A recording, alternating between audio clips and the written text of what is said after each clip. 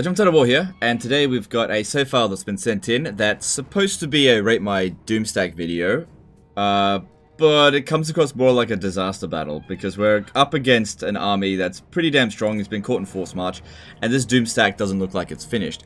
But basically, I can kind of get the gist of what he's trying to do here, and I guess we'll just evaluate it as is, kind of. So, it's a master Doomstack, where they've all got the name of power Hydrablood, and they've all got the trait either disciplined or spiteful. So they got really high melee attack, really high leadership, and they're all regen. That's what the Hydrablood does. So how we managed to get Hydrablood with all of them, just basically save scumming. Which I don't have a problem with. If you want to do that for your Doomstacks, totally fine. But that is a little bit impractical for a lot of people, so not going to score lots of points for that. Anyway, let's jump into the battle here, and I want to talk about criteria for which you guys should be sending in the Doomstacks, because I just went through a string of emails that were all like really lazily sent in Doomstacks, and I just went through. But I don't like rejecting save files. I hate doing it. So if I give you guys a bit of information, that could help you with your submission, so that I basically don't reject it. Because a lot of people send in save files, and I just never see them just because I get so many emails. And I know that could be a little bit disheartening.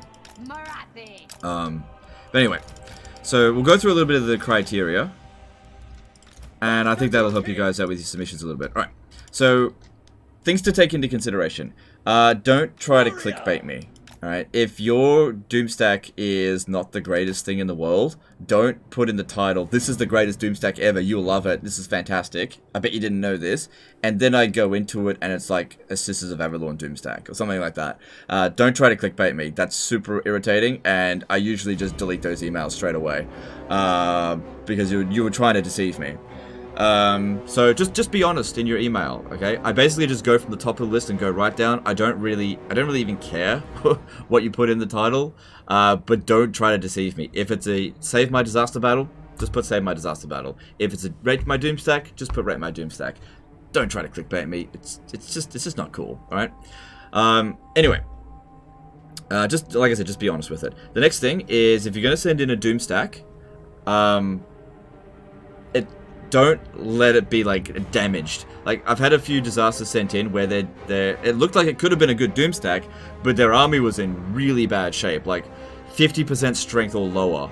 I'm not gonna put in the time to get your army back up to full strength and then go and hunt down 3 stacks at a time. That's up to you to go and do. If you want me to evaluate it, other people are doing it, you need to do that as well. So heal your army up and then send it to me. Preferably. Otherwise, I'm just going to send it straight back to you and just say, heal your army first. The next thing is finish your Doomstack. Like in this case here, this is 18 units. And while it certainly can work as a Doomstack with 18 units, try to make the strongest Doomstack you can, because you will lose points if it's not at its full potential. Because I'll be able to see that, hey, this would be even better if it had 2 additional units. And so you will lose points. You are not going to get pity points, okay? There's some of the submissions have been amazing, and you will be held to that same standard. You know, like the Crushing Army Doomstack. The guy that sent in like all of those ones as you've rest, those are all super, just loads and loads of effort put into that. Like the Knights of Torqueville Doomstack, as an example. Lots of effort was put into that. And if you want to hit those scores, you have to put in a similar kind of effort. So when I see an army that just hasn't been put in that time and effort, you're gonna lose points. Just keep that in mind. So finish your Doomstacks. You know, if you've got Lords and Heroes at rank 1, you don't necessarily need to give them loads of equipment, but you know, they need to be able to do what you need them to do. I mostly just judge them based on their actual skills, not based on the items that you have, because that's something entirely different. And then the next thing is that make sure that your armies are going up against an appropriate enemy. So if it's like a full hero Doomstack, which a lot of these submissions are, which is totally fine, don't send it up against like one army, because you're selling your army short. If it's a full hero Doomstack, which takes a while to do, especially in the early game, then if you're sending it up against one army, well then any of your armies should be able to handle that army. You didn't need a Doomstack for that, and I can't test it properly. Send it up against at least 2, 3, even 4 stacks. Make me work hard for that win. so that I can test its full potential out. Because even if I lose the battle, you could still score a 10 out of 10 if I feel like you've really put in a good army, but you're just up against overwhelming force. But I need to be up against that forces to test it. So give me an appropriate test. Don't be scared that I'm going to lose the battle, like with the Dreadsaurian one.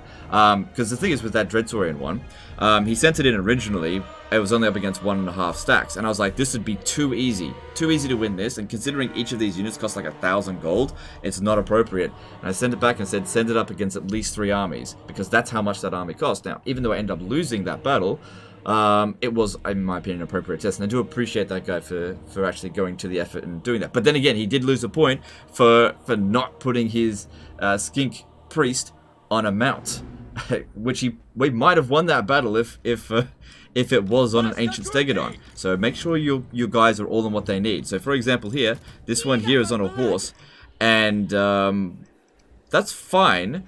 But I actually, you know what? I think he meant to put it on a Dark Pegasus. But you know what I think would make this army even stronger? Is if all of these wizards, except for Marathi, were actually on a horse, so that I could hide them. Now, there's value in hiding the bulk of your army. It's sort of the same thing with this, and depends on how we go about this. Now we're going to start evaluate this army here. If 90% of your army is hiding, the enemy will largely they'll attack whatever they can see, right? So they'll just throw everything they've got at it and just pull around it. So if you've just got one wizard that can be seen, they'll chase after that, and you can use your spells to blob them, or they just blob up and just do massive amounts of damage.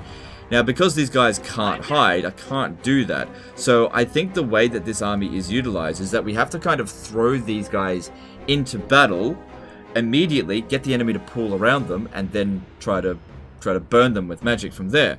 But because we've got so many wizards, they're going to send their gunners to try to chase after our wizards as well. And because we've been caught in a force march, I can't withdraw them from the battlefield so that they don't do that. It's kind of good that these guys here are on stalk, but I actually think that these wizards here are actually really getting in my way here.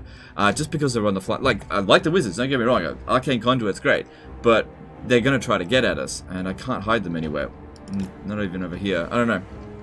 But anyway, I'm going to use this army as it seems to be intended to be used.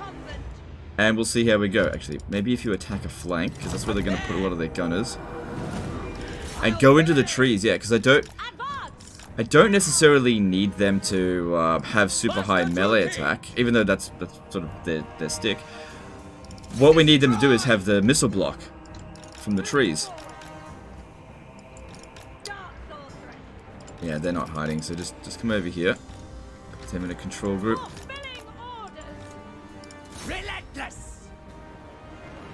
So yeah, try to cut them in the trees there. And we'll move into position so that we can burn them.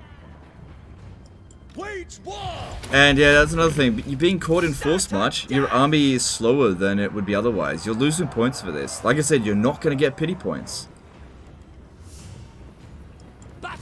You know, if you're looking for pity, you've come to the wrong place. I don't think pity helps anybody.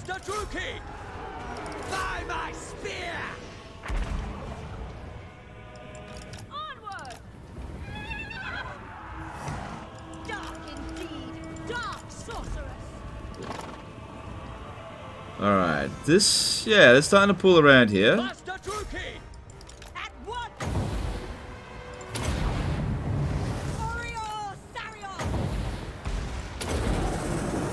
I don't know if that was really the best cast I could have made.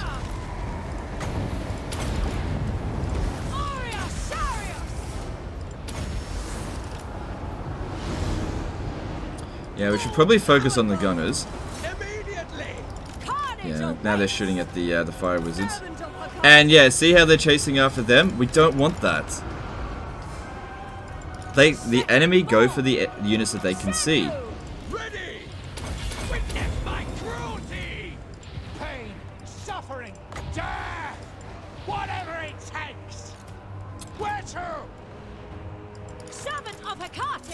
Yeah, lots of guns. Well, you definitely set up an enemy that is potentially good at what you've built here, so that's good. Kind of. This guy here's having a hard time. Why is he having such a hard time? Probably up against the Lord. Well, luckily he's got the regen, so that'll help a little bit.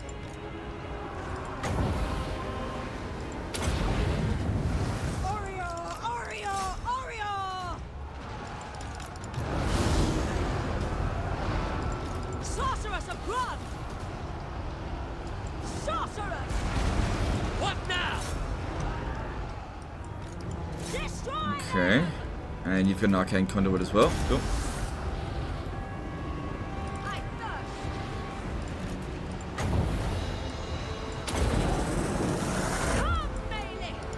Alright, I'm gonna have to pull this guy out.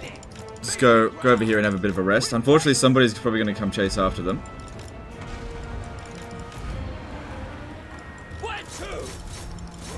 But yeah, some of the strongest Doomstacks are not necessarily super high stats, but armies that the AI just don't know how to deal with. This is why wizards are really good in this game, because the AI is so bad at dealing with them.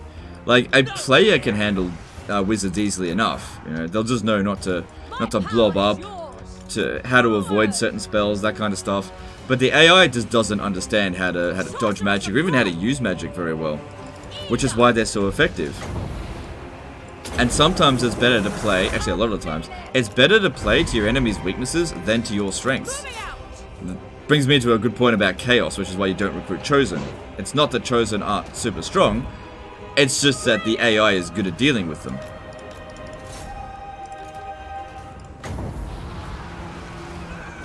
Because they're not a complicated unit to fight.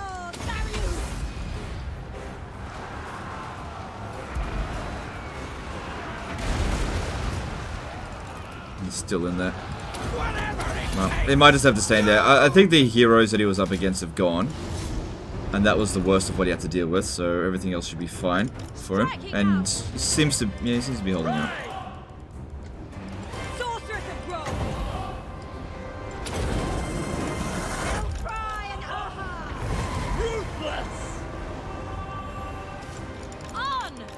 That's another thing with certain spells as well. Flamestorm, for example, AI is awful at trying to dodge Flamestorm, but it's actually really good at dodging piercing bolts of burning.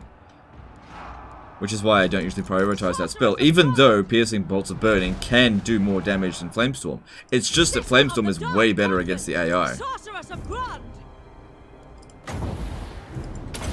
Like I said, you play to their weaknesses, not necessarily to your strengths. I mean, you don't play to your weaknesses as well.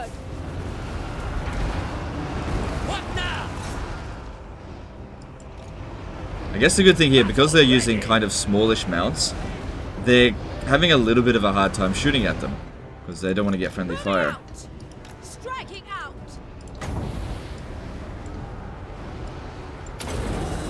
It's so annoying when a notification pops up and you're trying to do one of these click and drags, and it cancels your bloody decision.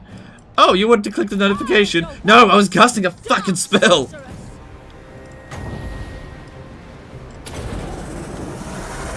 This unit is hidden! I don't care!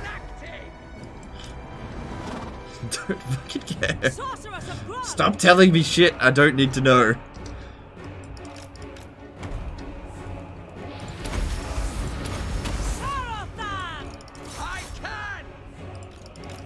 The men are wavering. Anyway. Look, this army is working pretty well. I gotta give it that. It is working pretty well.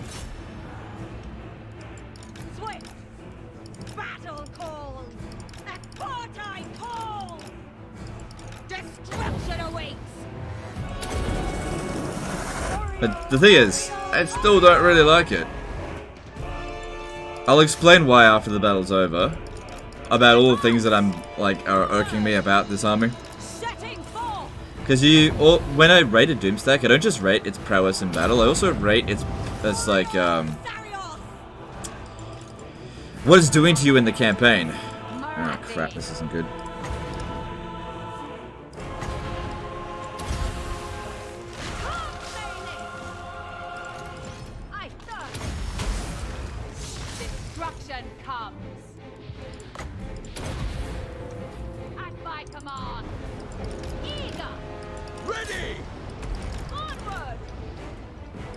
Okay, really need to get rid of lots of those guns. It's good that we're getting rid of their infantry over here that are coming in.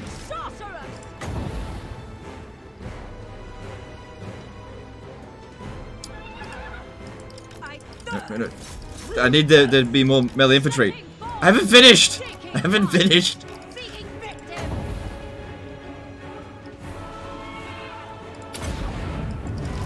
Stop running away from me!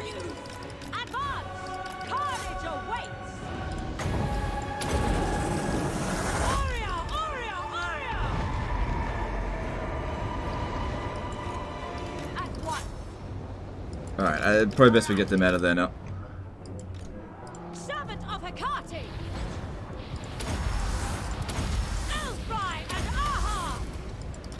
Alright, so get over here, take out them. Yeah, need to bail on that. Too many units coming in as reinforcements. They were doing a good job, but there's just too many of them there now. Yeah, these notifications here, I hate them. I really hope they get rid of them in Warhammer 3. Or at least give us the option to turn them off. They're super distracting. And it's like not important information. Like, I don't really care if a unit was discovered. Like, I got it. There's loads of troops there. I can kind of figure that they were going in and out of fighting. It's like, thanks, Captain Obvious. The thing is, though, it blocks your decisions. You can't click there because of that notification. Because it thinks you want to click on that notification. It's like, oh, really? Show me more. It's like the fucking paperclip from Word. That's what that is. It looks like you're trying to fight a battle. Do you want a tip? No! I'm playing Legendary difficulty. Fuck off.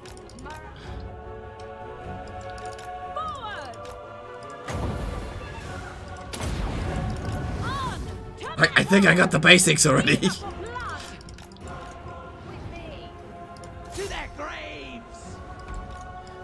Alright, there's pretty much no more melee infantry left. It's all just the missile units now.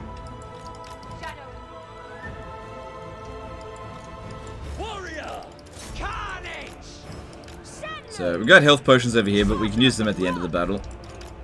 Or if we were, you know, close to death. Now with them spread out like this, it's going to be actually quite difficult to inflict a lot of damage with magic.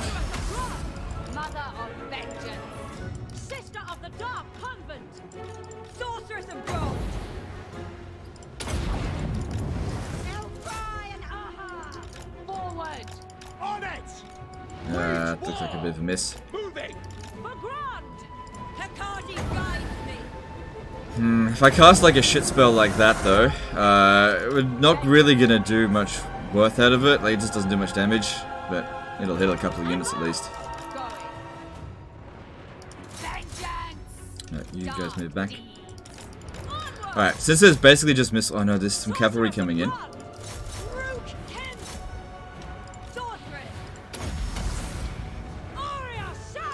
Yeah, we need to pin down all of these goddamn handgunners. There's so many of them. And if they won't blob up, then we'll just have to go into melee with them, because a wizard can beat them in melee.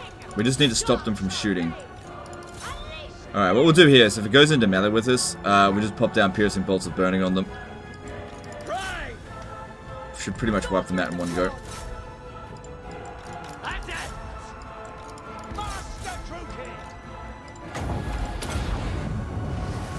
Okay, ready?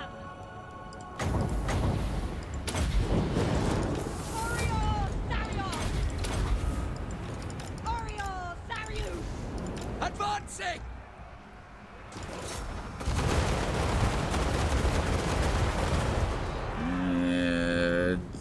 Yeah, okay. Well, at least it broke it. Where to? Battle ready! So just try to get them off the battlefield. My power is yours. They came back. What now? Warrior! See it through! Sorceress of growth!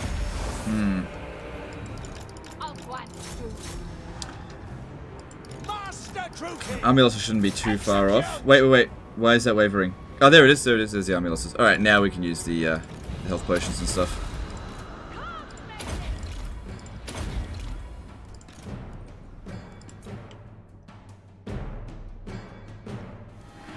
So, Wizard's doing the bulk of the damage, of course.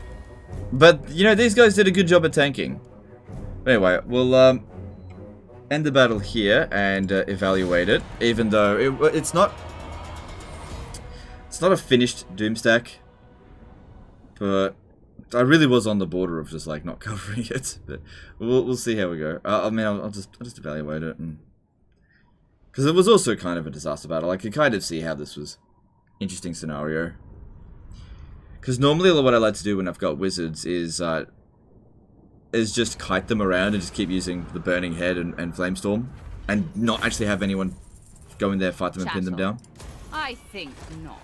But in order for that to work, you kind of need them to just chase one unit and everything else be hidden. So they don't go spreading out all over the place. But the downside to doing that is that that particular wizard will get usually pretty badly shot up. I don't know what the loyalty is like in your units. Alright.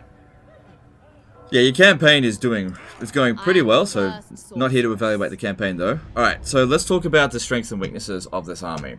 Now, while in this particular campaign, that your finances do not seem to be a problem, the masters are a very necessary part in making a ton of cash as the Dark Elves because of sycophantic schema. They're the only hero in the game that can reduce the slave decline rate, and since you can get the base decline rate to 80%, getting 2 of these in each of your provinces can ensure that there is no slave decline rate in them, so that you don't have to keep getting more and more slaves just to keep your income what it is. You can just keep building more and more slaves. The more battles you win, you just keep getting more slaves coming in and making more money without even needing to take more territory. Now, the thing is, you can only have a maximum of 100 of any particular type of hero, so you can only have 100 masters, and since you need 2 in every province, you can only fully max out and have it completely sustainable with slaves in 50 provinces. After that, any other provinces will have slave decline rate. So by putting them in an army, you're denying yourself the ability to do that. But at the same time, getting to 50 provinces with full slaves will take you absolutely forever, and you will oftentimes, especially at this point in the campaign, have way more masters than you need. And you could always just put the masters in those provinces later down the track. So these are the things that you need to weigh up. Another thing is that they're good for growth, so leaving them in provinces that you want to grow and maintain public order, that is also quite useful. So again, these guys here have more campaign application than battle application, and while the trait discipline and spiteful is definitely really good, I do feel like these guys are better as campaign agents than battle agents. And anyway, you could probably use a different unit to tank units to use magic like that, or like I said, have a full hiding army and do it that way. Same thing with the assassin. Assassins are way better off boosting the income of one province in the game. You've rest is what we've found out. Increasing slave income. This guy here isn't even doing that. I mean, this looks like the one you started off with, so that's fair enough, but he should be boosting slave income so you can make even more money. That way you could, rather than have like one really powerful army, which is always fun to use, you could have lots and lots of, powerful armies, but maybe not quite as powerful, and that's actually stronger. So sometimes a Doomstack might seem like it's strengthening you, but it's actually weakening you, and a little bit of that is happening here, because it's a strong army on the battlefield, but it's slightly weakening your potential in the campaign map. And another thing is like having like all of them on flying mounts. I just don't know if that was really that useful. Maybe even just having one master on a chariot or even on foot might have just been just as effective as having all of these guys on the flying mounts. Hard to say, because we weren't really utilizing their melee attack as well. The fact that these guys are spiteful, it doesn't really matter, because the damage dealing in this army is the wizard. And the wizard is not affected by the melee attack boost, so it's just not something that's like it's just a wonky way to boost the army. And so we've got strengths here that are certainly really strong, but they're boosted in sort of weird ways. And so I'm only going to give this a 6 out of 10 because it's one thing, it's not a full stack. It's got some weird things in the army. It's good. It is good. But at the same time, these guys could be doing something else that would be more effective. And, I didn't even use Marathi in this battle, but she's a very good lord. I mean, given enough magic, she could have done the whole battle by herself as well. It's just that fire magic is better than dark magic and shadow magic. Anyway, that's the end of this one here, guys. Let me know what you think, and let me know if you agree with the criteria that I'm setting out for these, because I want to make videos that you guys enjoy. That's the primary objective here. And sometimes I gotta be the bad guy and tell people that they just haven't put in enough work, and it's difficult to do that, but I think it does end being a a better result in the videos, and I think you guys enjoy that a little bit more. But I do appreciate each and every one of you that sent in a disaster battle or a rate my Doomstack video, even if I've ended up rejecting it. The response with the community with this has always been one of the greatest things about what we're doing here, and I don't want you to think that I don't appreciate it. I really do, and I appreciate each and every one of you. Thanks for the support, and I'll see you next time. Fuckers, hope you enjoyed the video.